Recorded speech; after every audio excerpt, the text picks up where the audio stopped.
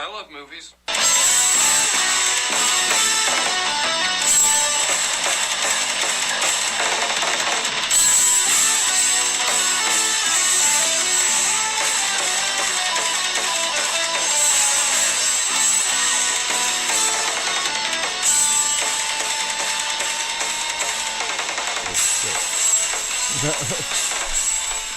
Oh no. It's ruined. Shut it down. Hey, welcome to the Mad Cinema Show. Coming at you from the grave. We're dead. Because Philip killed us. With a lightsaber. With a lightsaber and terrible speaker noise. Oh, I did that too. I forgot. Yeah, I blew the room up. You blew the room up, dude. With feedback. So, anyways, I'm Scott G. And I'm Phil D. And we're talking about Pacific Rim today. I literally almost did that thing that we were talking about. I almost said it was Specific Rim. Specific Rim. It's Specific Rim. Specifically, it's this film, Specific Rim. So, anyways, let me do a little bit of housekeeping before we get into the movie, though. So, you may have noticed that our last 3 videos wasn't under the title of Mad Cinemists. That was because I was thinking about possibly changing the name until I was just like, fuck it. It's a good name.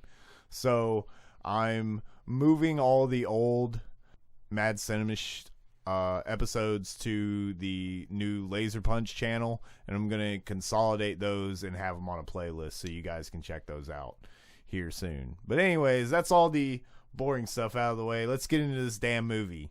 Philip, what do you think about it? That's definitely all the boring stuff out of the way. Yeah, absolutely. This movie doesn't have any boring stuff in None at all. It's not packed with any bullshit. Like It's a very, very tight, very streamlined film, and I think it's interesting because we watched the director's notes as well.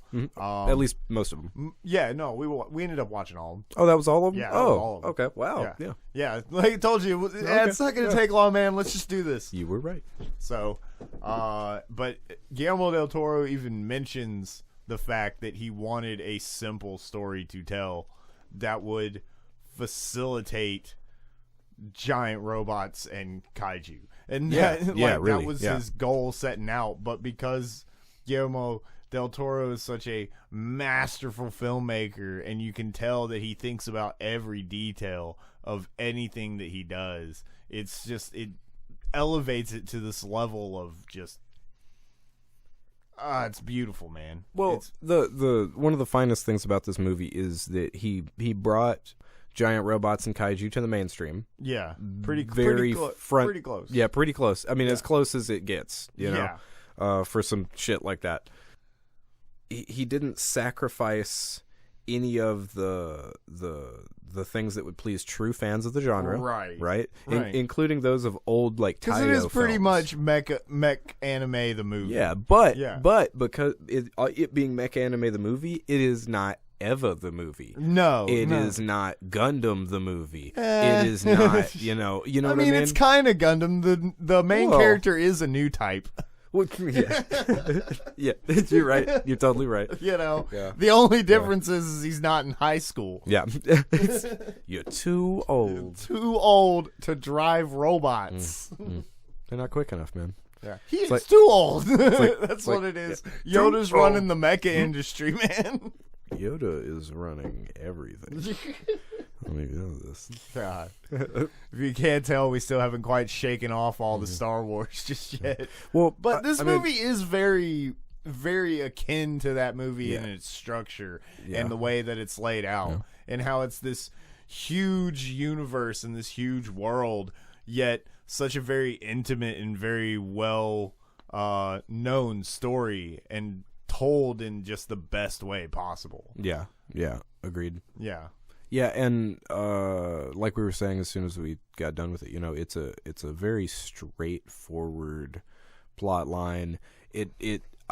There's not really a twist. You know what I mean? No. There's You've some buried seen this story information. Before. I wouldn't even say if you've seen anime, if you've seen mecha shows, you've seen this story No, this before. is just a universal story. You've seen this story before, but it's pulled off so well, and especially the actors like Idris Elba, Rinko. Damn. Hold on, before you move on to anybody else, Rinko Kikuchi. Not just Idris Elba, but his mustache. Yes, special attention must be paid to Idris Elba's mustache in this movie. Oh my God, it's amazing. Y'all want to know how to trim a mustache?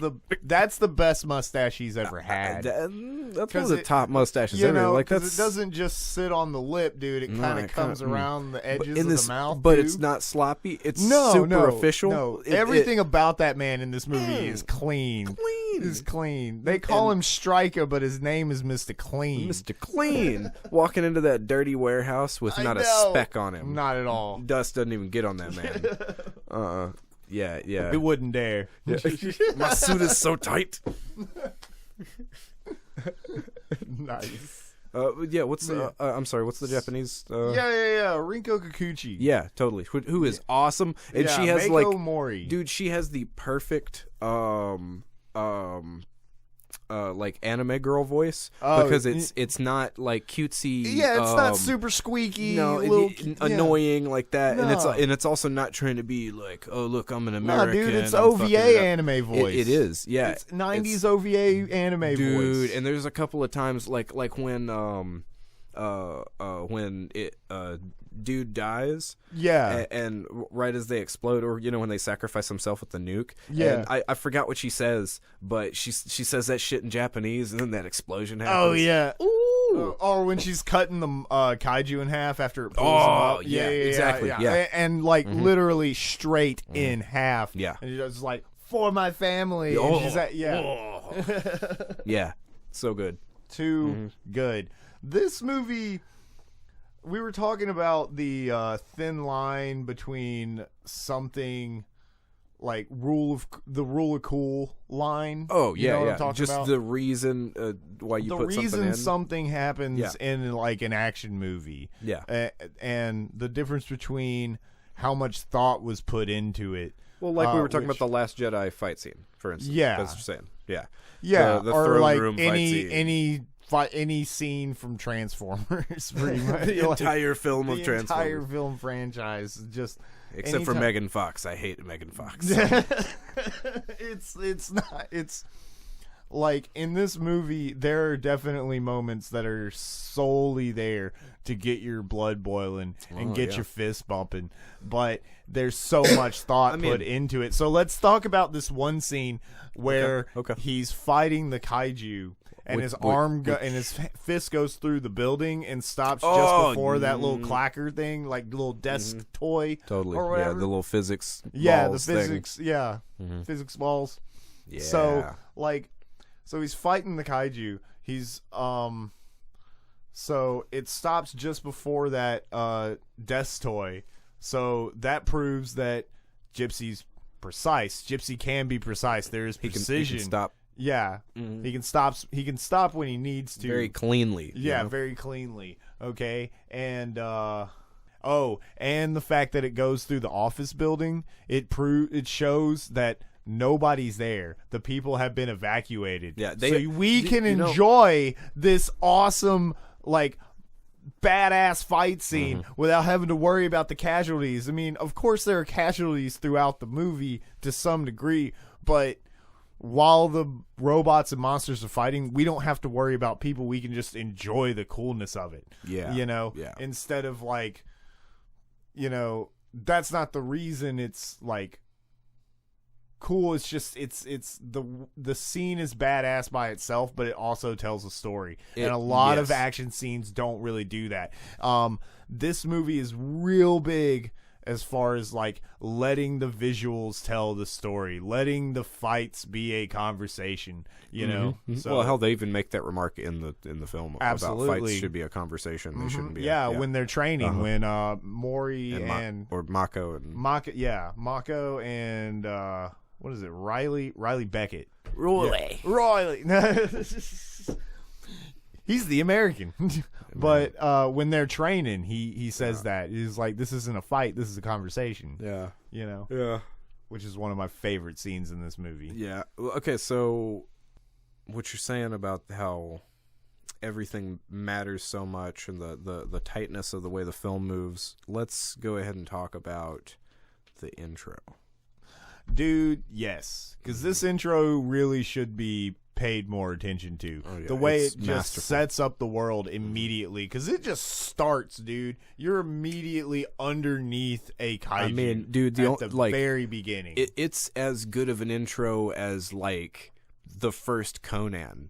Yeah. You know what I'm saying? Like, yeah, where you're like, Conan. oh, or the first, I gotta like, watch this now. Yeah, or the first 10, 15 minutes of what's that City of 1,000 Planets or whatever. Valerian. Valerian. That intro is one of the best ever because it immediately puts you in that world. And then the movie is not terrible, but it kind of goes downhill after that. It loses its high concept and instead gets flashy. Yeah. That's really the issue with Valerian. We'll talk about Valerian another but day. but Pacific Rim Specifically on this rim gets flashy while still meaning some shit. It does all both. the time. It does. It's form and function fully. Yeah, man. So this intro, like I said, it starts with the kaiju tearing up the bridge, and we're seeing it from its perspective. It's setting up the world. It's giving us a reason for why the times converge. Because this starts in the first kaiju hits in 2013, which is when the movie came out. Yeah. Okay, but it ends in 2025. So that span of time is an alternate history. Because I mean. Well, we didn't know in 2013 whether or not kaijus were going to actually happen. I mean, it was still a possibility until that year ended. Now we know. Let's also be honest. You know, we don't know they're not going to hit this year. I bet the movie was made in 2012. Yeah. So who knows? Who knew? Okay, but the kaiju hits. He goes through like where, you know, they thought it was just the one time. It took them forever to take that one down. Then 6 months later, another one comes, and then you know, so many months later, another one comes, and they're like, "Oh, this isn't going to end." So they build the robots. It basically just tells the story of how we got to the point to where robots are fighting monsters. That's it, and it does such a good job of setting that up. Hey, one thing I super love is the very first screen. It's green text, like an old computer. Yeah, like a Apple II or whatever, you know. Yeah, absolutely. And it just says, kaiju, Japanese, big monster. Yeah, you know? And then it says, Jaeger, German hunter. You know, and it's as simple as it gets, man. And right there, well, it's breaking down. They didn't have to fucking dialogue at you for 15 minutes about, oh, did you know that blah blah blah. Yeah, blah, this blah, is blah, what a giant monster looks like. This is what a kaiju They is. just went, guess what? Boom, here you go. Now you got some And info. Now let's just move forward. Yeah, okay? exactly. And that's what this movie does so well. It moves forward. But without feeling rushed, like a certain Jedi film we just watched. But so then it does a really cool thing that I picked up on this time, and it literally drops you into the darkest point of the movie when he gets his brother ripped out of the robot while they were connected, because they, you know, if you haven't seen this movie, it takes two pilots. Fuck you. Yeah, exactly. This isn't for you. What are you doing? What are you doing listening to our dumbasses? Go watch this fucking movie. Why'd you click on Idris Elba's face?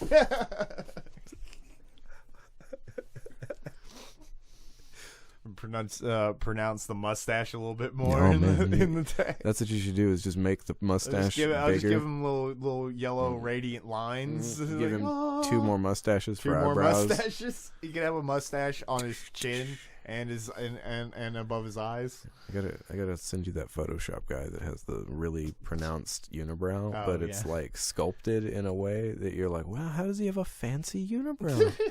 I've never seen a guy with a slick unibrow, and everything else about him is real clean, and he has like a real pristine like little goatee, and he just has a straight unibrow that looks fancy. Bringing unibrows back, man. Apparently, man, but what I mean is, it drops you into the darkest place. Yeah, back on topic. Drops you into the darkest place, and like immediately at the beginning of the movie. Yeah. And that hooks you, and that's a good thing because, Dude, like I was saying, this is a very optimistic. Well, and him dragging himself back to shore. Yeah, absolutely. Like, well, it sets him up. It sets him up as a badass immediately. Okay. It puts the movie in the darkest place, so you feel more comfortable going forward. Because at this point, it's like, that's probably the darkest it's gonna get. It's all uphill from here, or like all downhill from here, guys. But in a really good way, because like I was saying, this is a very optimistic movie. You know, it is trying to put its characters immediately into that dark space and into the worst part of what's probably going to happen to them, so you feel comfortable gumming on this journey with them, and you don't feel like, oh, there might be another, kaiju ripping a dude out of another dude's brain somewhere around the corner. I mean, don't get me wrong, I think Mako has a pretty tragic story too, but I do not agree with Stacker, Idris Elba's character, when he says that her backstory was more tragic, because I mean, she was young, man. She had time to get over that shit. Yeah, but those tragedies that happen to you when you're young scar you worse, I guess. Because I mean, him being an adult, he can be like, well, I have to fucking move on. I have to, it happened to him. I mean, it was real bad in his brain, but he was at least able to go, okay, this is life now, and I have to move on. Right. It's like, but having that shit happen to you as a kid, I don't know, dude. It's one thing to have somebody I like it's like Hiroshima. That's kind of I mean, obviously that's the parallel. That's exactly the parallel. Yeah. He even said the thing about it being the World War II parallel, and you really feel that in a lot of the like imagery, like the eagles on their shoulders and the way they make everybody look very official. Yeah, and, the kind of propaganda like posters and stuff that you see in there. Yeah, that old socialist propaganda stuff, dude. Yeah, it's, oh my god, it's so it's nice. so good, so well done. Yeah. So because what they did, Knifehead, yeah. He was really wanting to use the one that looked more like a Zeppelin. Okay. Wanted it to be more like a Zeppelin. So let's the Stay Puft Kaiju. Yeah, Stay Puft Kaiju. Nice thinking, Ray. It's all I could think of. It's the only thing that came into my mind.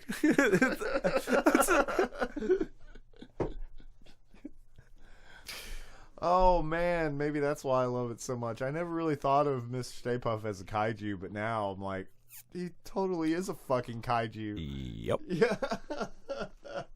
Never put those together, did you? No. That's the first American kaiju film is Ghostbusters. What you guys think about that shit? Right.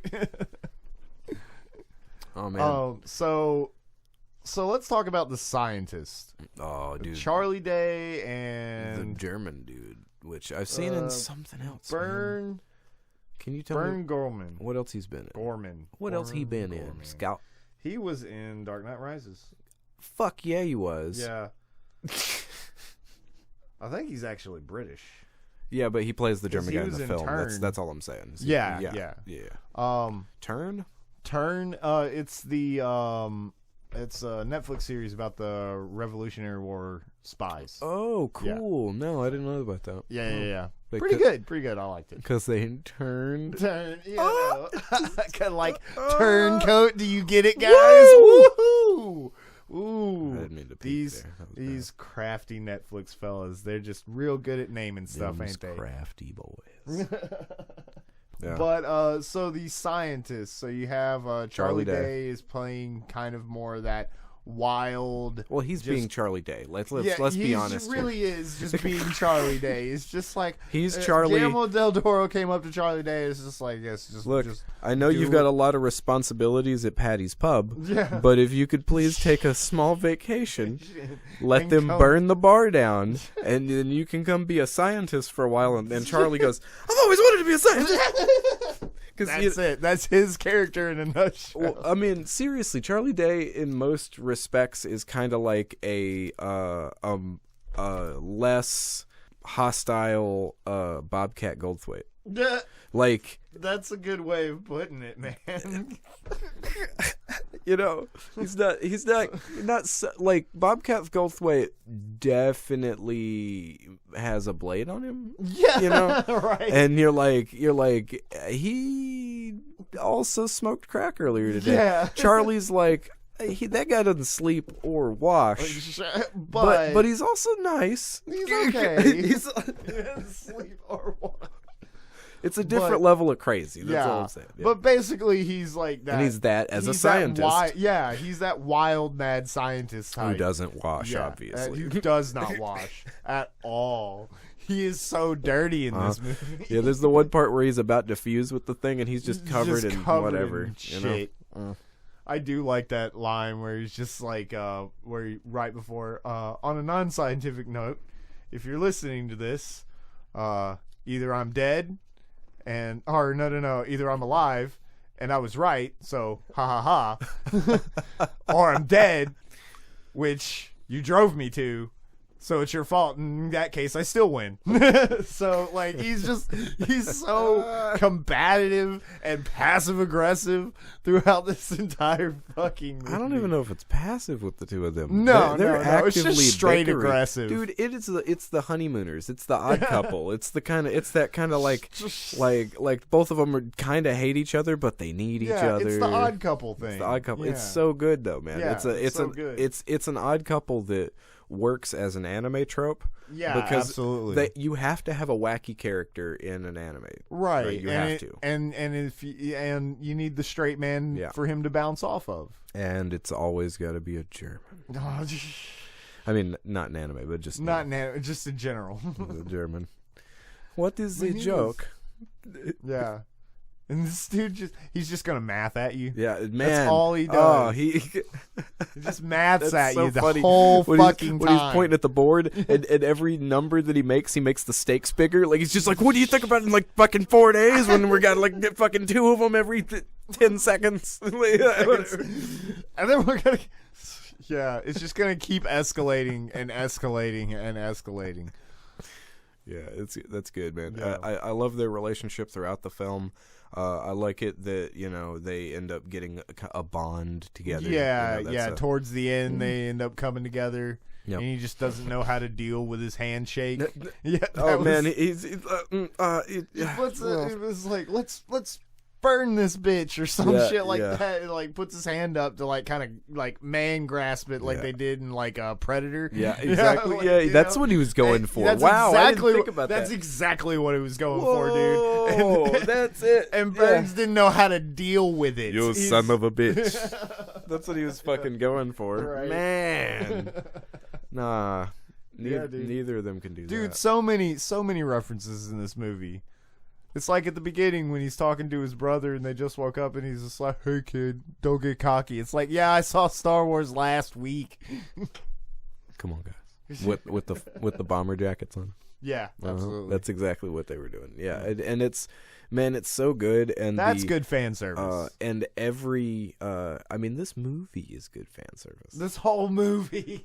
This absolutely movie is good. Like, everything about it is really good.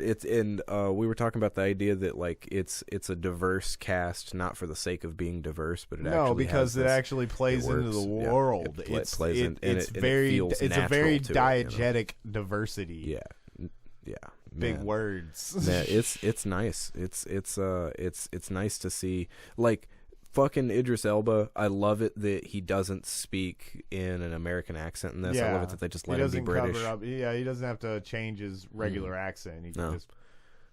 Yeah, it works because that man is in control the entire time. Man, when he started barking at Riley, oh yeah, you know, yeah, that shit's really good. Favorite line in the whole movie: 1, don't you ever touch me again. Yeah. 2, don't you ever touch me again. It's just like, ooh. Man, yeah, I love that his whole fucking that character. whole speech right there. Ooh, dude. Yeah, I'm not gonna spend my time. I'm not gonna spend any time telling you my backstory. Nope. Because the only thing that anybody in this base needs me to be is a fixed point. Is a fixed point. Fixed Boy, point. like just drop it on. so, like his so good. the dialogue in this movie period is great, Dude, you know? there's so many good lines. When the Australian dudes are stranded in there,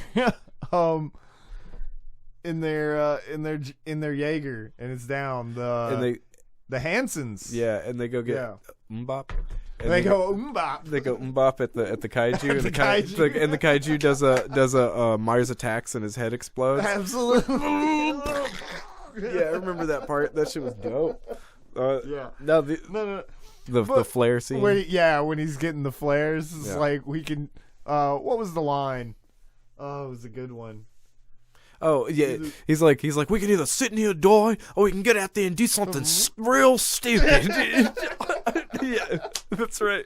Let's shoot these flares at this giant monster. Yeah. I bet this will piss it Yeah, off. exactly. What am I gonna take our thumbs and shove it in his asshole? You fucking piss it off. He's gonna kill us, but we'll piss him off real good fast. Yeah. Yeah, man. It's great. which is great to me because that really just sounds like Australians to me. And maybe I'm being a little culturally, insensitive there, but I think take it. that's what I think you guys are like. Maybe I'm weird, Maybe I'm wrong. I'm sorry, but the only references I have is Crocodile Dundee and Jim Jeffries, so Right. that's your fault. Yeah.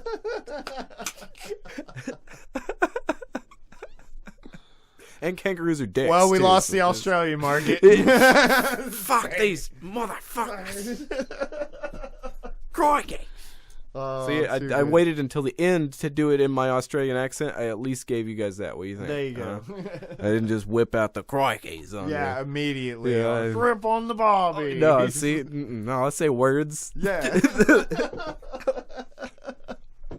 But yeah, I love the Australian guys. I love them. Yeah, they're really actually. great. So let's talk about the like rivalry thing. Yeah, Like, yeah. Okay. He's the Flash, man. He's the Flash He's the Thompson. Flash? He's the Oh you know, yeah, he's absolutely. the yeah, because he's the Yeah. hot. He's the hot shit hothead, when yeah. when main dude Riley. isn't around. Right. But as soon as main dude's around, he is immediately inferior. Yeah. Because dude, think about that fight. He didn't lay a hand on Riley. Riley. No, Yeah. not for real. No, He might have got him in the gut and he pushed him up against the wall. But other than that, Riley was in Riley control, was dude. in control of that fight, 100%. He got his ass handed to him for being a bitch. That's right. Talk That's shit, right. get hit. That's it. Yeah. That's really it.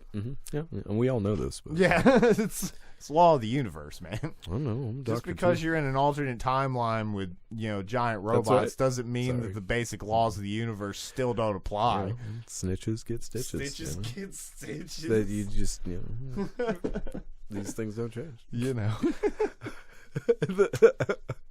Even yeah, in the rivalry. anime robot universes. Yeah, but that's the thing. It's just like Guillermo del Toro was talking about. He like really kind of wrote these characters based on tropes. So you have main dude, new type. You have wise mentor The figure. sensei. Yeah, sensei essentially. You have love interest, but she also kind of really works as like a like protagonist, like a and she like has the this deuteragonist or whatever. Okay, yeah. Mm-hmm. Kind of thing. Like then you have the rival. Yeah. You have the comedy duo. Comedy duo. Yeah. Love it. Yeah. Well, it's Beaker and Beaker and Mr. Dr. What is his name? what are their names? The one that's a melon. Yeah, He's- the one he's that's just- a melon. Well, he's a melon, and then the other guy's a carrot. I Yeah. don't know if you ever noticed that. One's a melon. Dr. Melon. Is it His Dr. assistant Melon's Carrot. sister carrot man? And then the dude in the chair. The dude with the bow tie. He's the dude in the chair. Mhm. Oh yeah. Yeah. I got you. Yeah. So What's his name? The guy with the bow tie. The What's his disapproving name? family members. dude, seriously. Yeah, with Hansen's dad. Mm-hmm. Yeah. Yeah. Because he is a fucking asshole. Yeah. Oh, yeah. What's that other... The dad? Yeah. No. Not the dad. The kid. The son. Yeah, okay, yeah. Because what's that... There's that line when they're sitting down in the cafeteria. Sometimes, I had to raise him by myself, and a lot of the time I didn't know whether to hug him or to kick his ass. Yeah, and Riley's just like, I'm pretty sure you know which one. Yeah. Well, he's a little fucker. Yeah. Yeah, and that was a really... So I asked you a question during the movie. Mm-hmm. Basically, do you think that Daddy Hansen and Idris Elba were originally partners? Because of I totally get the nod that you're talking about. I hadn't really considered it up until that point. And right. Well, because the line that kind of triggered that for me was, of course, by the end of the movie, Idris Elba suits up. He's not supposed to because, he spent a lot of time in Jaegers, and back then they didn't have the correct radiation shielding. And at some point in his past, the last time he did it, he had to pilot it by himself, which is actually kind of the link for him and Riley as well, because they're the only two in this world that have ever piloted a Jaeger by themselves. Yeah. So, and there's a line when he's suiting up towards the end, he's having to ride with baby Henson because Daddy Henson broke his arm and can't pilot the Jaeger at the moment. So, at some point, baby Henson asks him, how will we know that we're drift compatible? And he, essentially says, because you're your father's son. Yeah. And I was just like, I wonder if, because it never says that his partner dies. Maybe he was just unconscious or for somehow wasn't able to pull his side of his hemisphere, essentially. Well, so there's a couple of options here. Okay, so it could be that his partner died, but this happens to be another person that he trained with at some point that he was drift compatible with, and he knew that. It could be that the dad just happens to be such a good pilot, right? That he's just like, man, if you're, it's fine. Yeah, you're good. If you're part son, of that, if you can drift, or maybe he's just saying that the dad's difficult to deal with. So he's just like, if you can drift with this asshole, there you go. Yeah. So, but I do see what you're saying. I think that'd be pretty cool if he was the original, co-pilot. Well, because it would also inform their closeness and them as friends and equals, because it's obvious that he is pretty much second in command of this thing. Mm-hmm. Yeah, I agree. And I hadn't really thought about that till you pointed it out, but you're right. He is second in command. Yeah. He's he's the weapon master. He's the lieutenant. Yeah. You know what I mean? Yeah, exactly. He's that character. He's the weapon master character. He's the guy that's the arms guy. He knows about all the shit. He trains up the new guys. He puts you going on the right path. Well, the general's over there dealing with bigger issues, but they're on the same level as far as skill. They just have different roles. Exactly. And they trust each other to absolutely. He's dealing directly with the troops. He's the right. And then the general's dealing more with the plans. Yeah. But yeah. So what you think about the robot design specifically? Love them. Really Every good. Motherfucking one of them. Yeah. I love them, dude. Absolutely.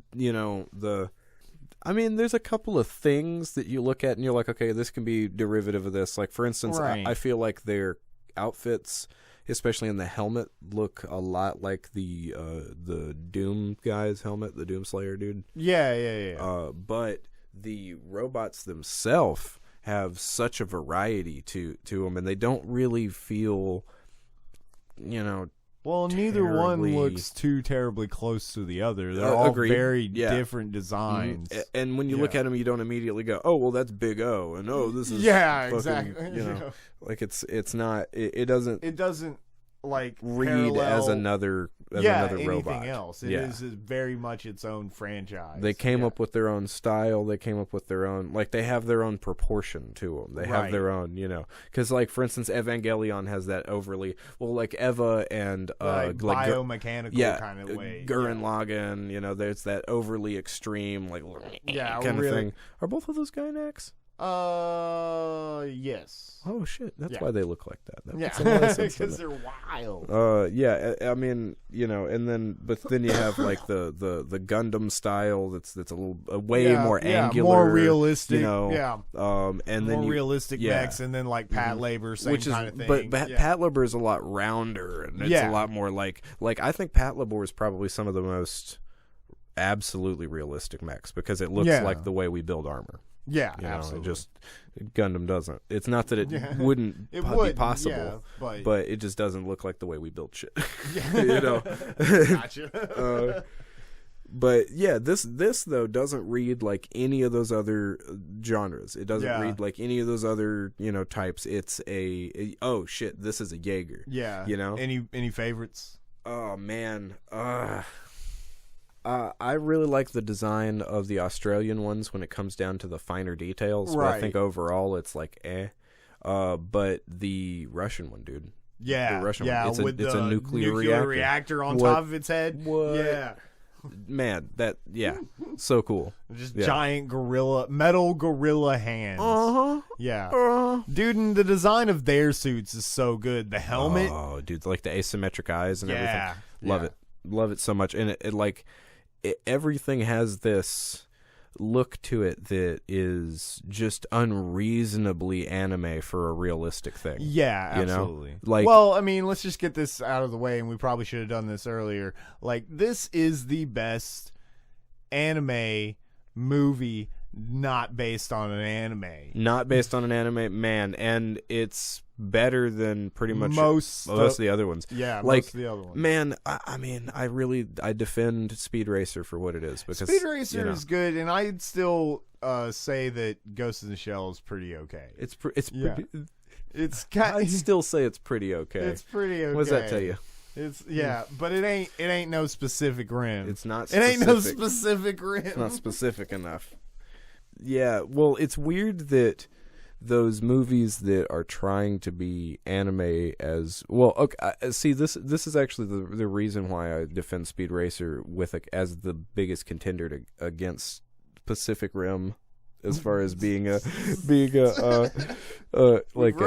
anime movie. Yeah, right? Is that they get the nerdiness of the backstory correct. Yeah. Without pushing it in a way that's like, oh fuck, I don't want to deal with this. Yeah, I don't want to hear all this shit.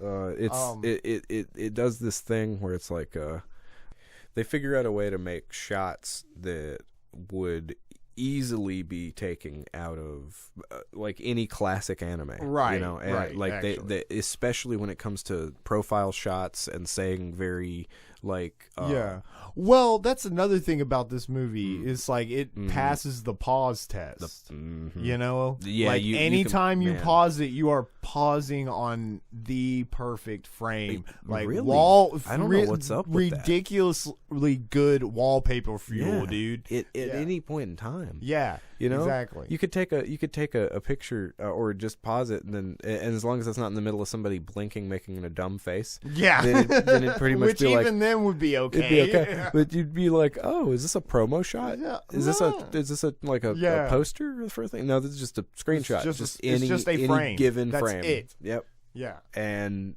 boy, like it's a delight to look at. Like I was saying as well, I mean, this movie's 7 years old at this point. Yeah. So it's aged extremely well with the thing, and I mean we've had really good graphics for a long time now. So there's that, but this one still it just has a pop to it, and it does. Well, it has a life to it. It doesn't try got to look a soul, dude. Real exactly. Yeah, everything looks a little. Yeah, about to say it is very stylized because everything they go for is close to rhythm, but not by sacrificing emotion and feeling and just a general style. So everything's just slightly off. You know, but it's intriguing and inviting in a way. Well, man, okay, so did you ever see the game that I was playing? It was a MOBA. It was a free MOBA called Paragon. It was a really, really good looking yeah, I remember that. Unreal Engine 4 game. Yeah. So the way that Epic makes armor and the way that they make lighting and the way that they make like these contrasting materials and these colors, and they make these deep grooves in things when they're doing it and stuff like that, like everything that's made in this movie looks like it could have been assets for some Epic title, right? You know, like it all, like Gears of War, like that kind of look, where like the Russian guys, like look at the fucking, they look like they have Locust uniforms on. Like those boys are, you know, it's like that kind of thing where it's just, it's this very video gamey, very like everything's fucked up in just the right way, right? Like nothing's clean in a like Star Wars, man. Everything was future clean. Thing, man. You know, it's a used future. Yeah, it's that used future. Because even in Star Wars, when they're trying to make things messy, it's only kind of messy. Like it's still like artfully messy. Like this shit looks just fucked up in every way possible. Like it's like the way they modeled. You shouldn't be able to wear this. Yeah, like, you just drop it every way that you can, ding it up, you know, kick it around, hit it with a hammer. Got some sandpaper, let's scrape on it. You know, it's with everything, and I love that look to things. I love it how, you know, the outfits don't look cheesy fake. No, but they have this like they have a personality. They have a personality, dude. Yeah, this whole movie has so much personality. Absolutely. Yep. Kind of ready to wrap this up? Yeah, I mean, what else is there to say? It's amazing. So before let's touch on the second one. Oh yeah. Why don't you tell me about the second one? So, you know, one of the undiscussed plot lines, because I haven't seen the second one, but you have, and it's fine. It's not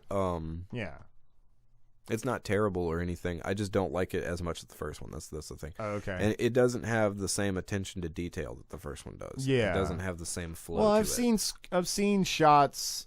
I know about the movie. I've heard it talked about. I just, wasn't gonna pay to watch it. You said something early on in us watching it about how many anime tropes this thing has in it, but one of the anime tropes that it doesn't have is them driving the enemy craft. Eventually finding out that the mechs that the people are piloting are actually made out of are the actual enemy. Then they fuck that up in the second one. Because that's what happens. That's what happens. Pretty much exactly what happens. See, that's another thing that it makes it more anime. It has a really good, really solid first season, and it ends on such a good point. And the second one's not bad, but it's just but it's just like, really, we didn't need this. It's just that's how it's anime. It has a really disappointing ending when you watch the whole thing. Fucking anime with its endings. I don't know what's up with that. Why are there so many of them where they're like, and we stopped writing it? You go, wait, what? Yep. Yeah, we just stopped. We started another one. Why don't you go get involved in that? The second one's cool. It's got at least kind of a cool plot line as far as it basically, at the end of the first film they kind of make this this situation where Charlie Day's character has a brain that he can work with. That's what he's been looking at the whole time. He just wants a brain. He just wants a living brain. So now he gets to take this brain out of this. Well, I mean, if we're being realistic here, it was definitely more than 5 minutes that they were there on the ground. So he probably completely fucked that up. But I don't know. I'm not gonna get too picky on this. Because he specifically said 5 minutes till brain death. Yeah, exactly. It's definitely been a lot longer than 5 minutes. But it's fine. Whatever. Can you guys hear those sirens? Should we wait? No, I just want to know. I just Yeah. why don't you guys let us know? Maybe, if yeah. you can hear these Can sirens. you hear these sirens? If you can, we will edit them out in the future. Well, Scott, nah. you'll figure it out. Yeah. I'll Or figure it not out. care. Or not give a shit. So Charlie Day basically, he's got that. I don't give a shit what his name is. He's Charlie Day. Yeah, absolutely. Dr. Charlie. Dr. Dr. Day. Dr. Day. He's running into the like shelter, and he's just out of the way, I'm a doctor. Like the whole time he's running in this. So good. They're gonna let him in. He's a doctor. He's a doctor. I know. I'm a doctor too. So he basically has this kaiju brain that kind of goes over into the next movie. Dr. Newton at the beginning. Oh yeah. Newton. And at the beginning, he basically has a. They don't reveal that it's him, and all of a sudden he's like a sleeper agent or whatever because of his connection with the kaiju. And then these Jaegers start attacking that are made out of kaiju. Well, it's like a kaiju brain cell that's hardwired into the Jaeger, so it's taking the cognitive weight of the kaiju. Of the Jaeger, and it really isn't bad, dude. And John Boyega's fine in it, I guess. I still haven't seen John Boyega in something where I'm like shit, but then again, I haven't seen him in a lot of films. I've really only seen him in that and Star Wars, and I know he's in some more things. There's one. Is it Chicago? Is that the one? Maybe there's another one. I don't know. There's a film that looked real serious. Okay. So I want to watch him be serious. I want to watch him. That would be good. Act for real. Maybe actually acts. But, no, I'm sorry. I just I'm not hating on John Boyega. I actually like him. I really do like John Boyega. I'm just saying, damn, got him. It's more the roles. That's what I'm saying. It's not John Boyega. If you are listening to this specific podcast about specific rim.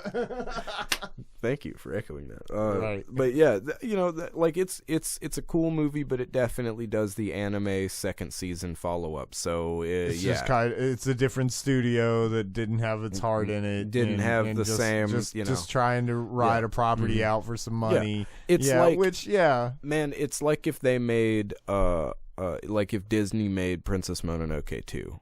You'd be like, oh.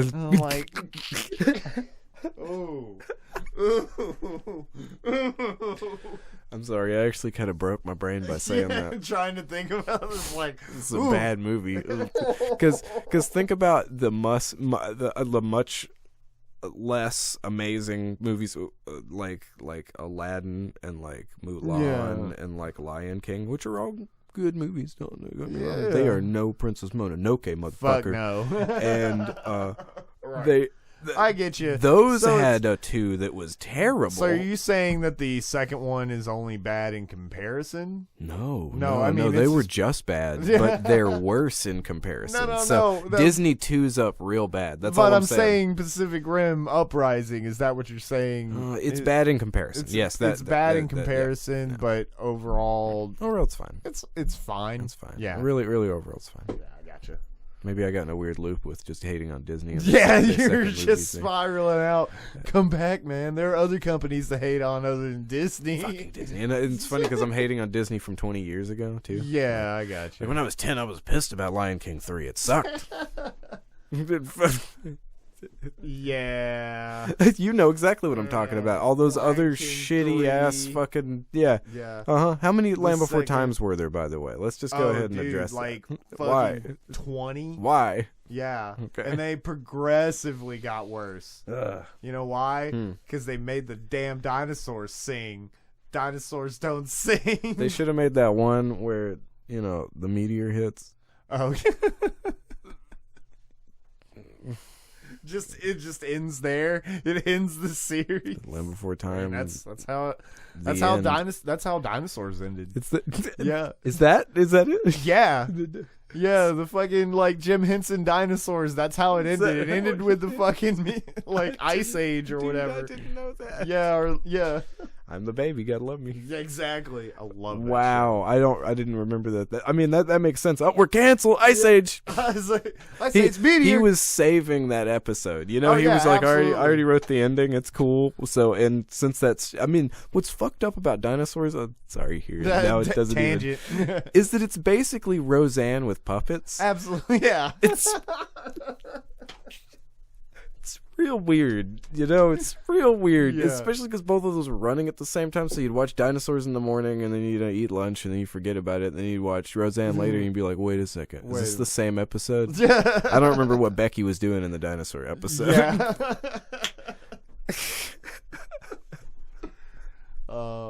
But anyways, yeah. So don't watch the second movie. It's fine. Yeah, that's really. I mean, or watch it. That's also fine, but. Don't do whatever you want. You can do whatever you want. That's really what it is, you want. But Pacific Rim 1 is definitely the better movie. That's basically what we're getting at. So that said, as much as we've gushed over this movie throughout this entire time, is there anything that feels off to you, or that you're not? Like any negative criticisms that you may have with this movie? Yeah, I got a big one. Yeah? Yeah, there was no robot suplex. Oh. I needed a robot suplex. No robot suplex. I needed just a straight up like them like that one scene where he stops the failed the kaiju. 1 out of 10. Yeah. Where he stops the kaiju on the dock, you know? Yeah. If he had just gone stew right into the water. I think mine's mainly similar, and I think you know which one it is. It's the 3-armed Jaeger. The Chinese triplets. Yeah, the triplets pilot. I don't think they utilized that third arm well. Yeah, because you think about the fight. Okay, he swings at him, which he could have done with 2 arms. He just had a third one coming, right behind him. Which fine with it. But then he punches at the kaiju. The kaiju grabs him. He punches at him with his other arm. Kaiju grabs him. Why the fuck didn't he swing that third arm into over his head into the kaiju's head at that point? No, what does he do? He does a flip, and then he doesn't even put that third arm to use while he's in the air, which would have been badass. Yeah. During the flip, and then it's done. It's done. They're over after that flip. So, okay. Yeah, not a big deal. Yeah, I see. Just what you're saying. Just a little nothing. I wonder why it's on one side rather than being scorpion-tailed over the center. Doesn't that seem like it would be more? Well, I guess it's more based on the pilot's anatomy, because they're actually moving their arms and legs to pilot. It's not just sitting in a cockpit. Yeah. So that that makes sense if you think about it that way. Yeah. But it's just not utilized in the fight whatsoever. No, it's not. It's not. But no, man. Other than stupid, nitpicky bullshit that do not diminish this film whatsoever. You can't. You see how far we had to reach to find problems with this movie. If we have to go to these depths or these lengths, they're not even that deep. It's just they didn't fight the guy the way I wanted him to. That's about it. But you still get some badass fight scene. I mean, he fights a kaiju with a boat. like a katana, like a sword. I mean, and that's a cool scene too, because they make you think that he has a sword, like a big sword. For a and you're second, like, when you first see it, you're like, "Whoa, no, that's a boat." No, dog, that's a boat. That's a boat right there. All the way. Anyways, good movie, guys. Great movie. Yeah. Final thoughts, Philip? I think everybody should watch Pacific Rim and tell other people that are fans of giant robots and watch kaiju Pacific Rim. to specifically watch Pacific Rim. Don't watch Pacific Rim Job. No. Ooh, no. Ooh. That's the porno parody version. And we're just going to leave it at the name on that one. Name on that one. You know what happens. They're definitely connected. They're definitely. They're drift compatible. Hey, baby, you want to get drift compatible? All right, yeah, we're leaving it that way. But yes, watch Pacific Rim. And anybody that you know that likes any kind of giant robots or giant, stuff fighting. Yeah. This is Yeah. I hope people didn't pass it over because they thought, oh no, it's a Hollywood film. Stupid. This is a Del Toro movie. Yeah, this is a Del Toro movie. That's what you got to go into this with. Like, just so much thought and love and passion went into this movie, and it's just, you feel it. And it's such a good movie. It's such an optimistic movie, and it makes you feel good, and it makes you want to jump up and scream and pump your fist and go, "Fuck yes!" It has that. It has the spirit of optimism that anime does. Something that a lot of other things don't. That a lot of the good anime, a lot absolutely. of really good anime does. It's really good. Anyways, guys, I think that's it. That's it. All right. We know what we're doing next time. Haven't figured it out? I don't know. No. We'll figure it out. Maybe we'll do that top Mad Cinemists list. Oh, Mad Scientists? Mad Scientists. Because we are the top. We are the top Mad Cinemists. Yeah, we're back officially, baby. The top. Later, guys. Later.